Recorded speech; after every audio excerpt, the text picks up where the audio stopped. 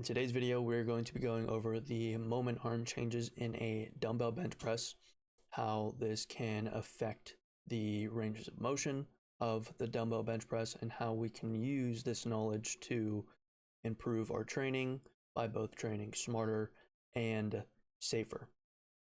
So starting out, we've got our shoulder joint. The muscle of influence is the pec major, and the joint that muscle influences is the shoulder joint. So we've got our shoulder joint in red here in the shortened position, the mid and the lengthened. This purple arrow here represents the line of force of the dumbbell, and then we've got our blue moment arms in here. So as we can see within a dumbbell bench press, here in the shortened position, our moment arm is very small. Now what this means is, again, going back to previous videos, the longer the moment arm, the more torque you're producing. The smaller the moment arm, the less torque you're producing in that position.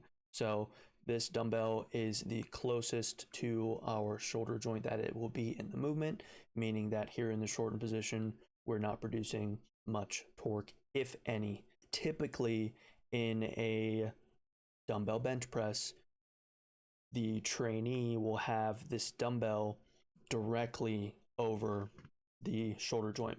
So if we can just imagine this dumbbell is now here instead of out here, which means our elbow will also be more in line. I'll just draw another circle here for the elbow. Now, if we were to draw the line of force here in this shortened position, the line of force is going straight through our stacked joints, meaning that we're not producing high amounts of force, if any, because this weight is being distributed directly through our joints. Now, in order to prevent that and create more stimulus in this top position or this shortened position, you want to position the dumbbell slightly outside of your shoulder joint, creating a bigger moment arm, thus creating or generating more force. Okay. Here in the mid-range, we can see that the moment arm is significantly larger than that of the shortened, which means once we hit the mid-range of a dumbbell bench press, we are starting to produce and generate more torque. Then over here in the lengthened, we can also see that we have a bigger moment arm. So looking at this information that we have here, we can identify that a dumbbell bench press is a mid to lengthened position exercise due to the drawing of these moment arms. So what we can gather when we're doing a dumbbell bench press is we want to try to get to these ranges of motions. And again, going back to the squat moment arm video, I said that once people get to that mid-range in a squat, that's typically where they bail. That's when shit hits the fan, right? Same thing with a dumbbell bench press. We can see here in this shortened position, so from this mid to this shortened position, that's where the exercise is the easiest, and that's typically where you'll see people stop their range of motion. Once they get to this point in the exercise, this mid-range, this is when it starts to get hard. This is when you start producing force.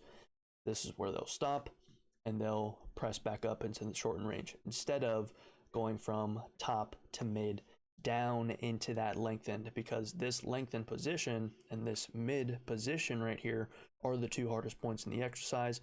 That's where you're producing the most force. This is where you're going to get the most stimulus. So knowing this information, we want to spend more time in the mid range. We want to spend more time in the lengthened range. Heck, even pausing down here in this lengthened position to really make sure you're getting in the hole in this bench press and performing full range of motion. Knowing the information that we have about moment arms and a dumbbell bench, now in order to create a safer exercise and to create safer training for yourself or for your clients, we know that once we're down here in this lengthened position, this is where the most control is necessary, because we're producing the most force. Because we're producing the most force, the perception of difficulty is going to be the highest. So if you're spotting a friend, if you're spotting a client, or if you yourself are performing this exercise, you know down here in the lengthened position, this is where it's going to be the hardest. This is where people are going to want to cheat the most. This is where form is going to break down the most. So controlling these two ranges right here are of the most importance in order to create safer training and a safer exercise.